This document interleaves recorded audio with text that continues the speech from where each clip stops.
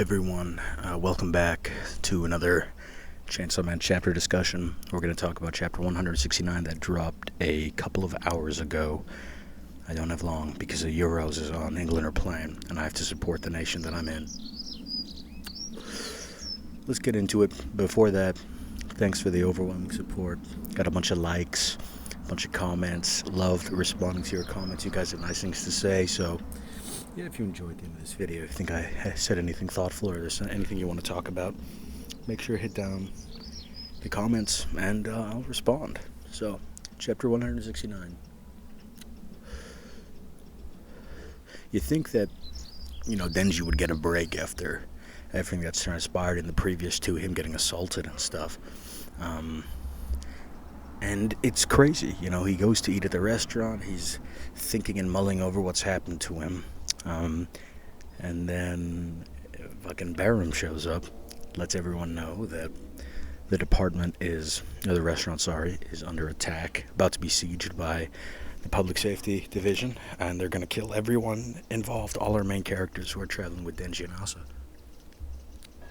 And Barem has not killed Nayuta, allegedly, and tells Denji that he can take him to her.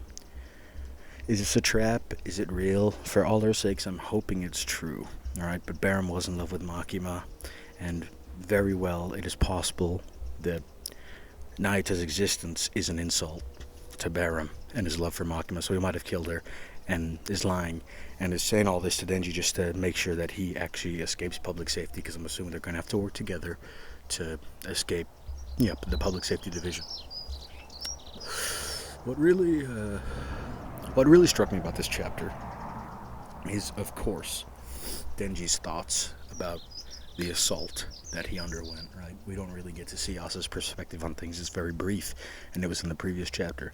But as they're eating sushi, Denji, he's trying not to feel bad about everything that's happened, right? Him getting dismembered and put back together, his family, home, and dogs and pets burning down, turned to dust, and Nayuta, his little sister, being kidnapped. He's trying to stay positive, and he uses the assault that happened to him as a framework to kind of build a sort of complacency. He can sort of be satisfied. He's trying to counterweight everything bad that's happened to him with an assault, which is bad, but Denji obviously struggles to see how what happened to him is a bad thing, right? So he says that, specifically that line where he talks about how, when he's jerked it off himself, it felt better physically, but he says his heart feels better, and this is not Fujimoto dropping the ball with the portrayal of sexual assault and everything that Denji goes through. This is simply Denji saying that him being assaulted was a good thing and made his heart feel good. That is how Denji sort of deals with bad stuff happening to him, right? Especially when women are involved and stuff, right? Like, Denji always tries to make the best of a worst situation, right? Anything bad that happens. We see it at the end of part 1, when Makima kills Power, the only woman who really gave a shit about Denji. Like, honestly, genuinely. Makima kills her.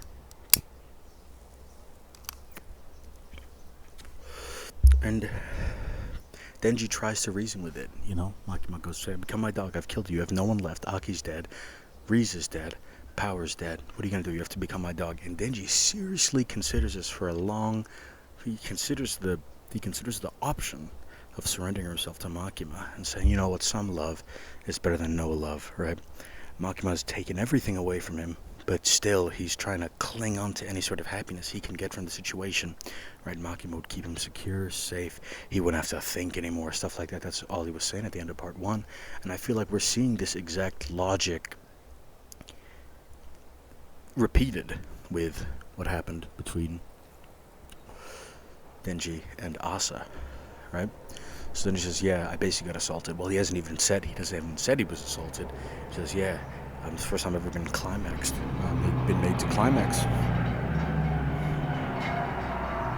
Excuse me, there was a truck passing by. He's been made to climax by a woman. It's the first time it's ever happened, and he's trying to be like, okay, it was awesome. Didn't feel good physically, but my heart felt good. Now, we could make a bit of a reach here. I'm going to be making a couple of reaches before I end this video. We can make a reach and say that in the same way that Makima taught Denji that sexual affairs only feel the best when there's matters of the heart involved, romance, right? We could say that Denji has sort of, that logic is calcified in his mind, and because of that, he thinks that even though he was assaulted and physically didn't feel good, that, you know, he was getting rubbed through his pants, his heart felt good, which we both know, you and me, but you watching this video, me making it, we both know that Denji is lying through his teeth, man. I don't know how his heart could feel good. That's just how desperate he is for affection. He says his heart felt good, even though as soon as he climaxes, one of the only things he says in that chapter is he asks Asa if she likes him, and she says no, and there's just a blank look in his face, right? That is horrible. That's the only thing, that's the main takeaway from this chapter for me, is the fact that Denji's trying to reconcile with what's happened to him and try to twist it in a positive way when nothing about it was good. Nothing about it was good. Now, the last thing that I want to ask, right, because we haven't seen much about Barem's plan or kind of what they're doing, what he's doing in that restaurant in the first place. Maybe he has come to pick her up, maybe he has come to pick him up, him being Denji. Maybe Barem realizes that he can't achieve his plan without, well, it's the Chainsaw Man Church. Obviously, they can't do anything without him. And I just seriously hope that Nayuta is still alive, because if she's dead, I mean, it's over for Denji, man. I don't know. He's got literally nothing. He started off with nothing in part 1, ended with a little bit of something, I guess. And he's going to go back to zero. He's just going through the absolute worst time in human history. So I'm gonna end it off with a bit of a reach, like I said before.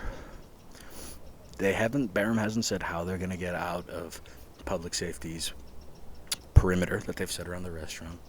But is Barem asking Denji to eat that egg sushi, right?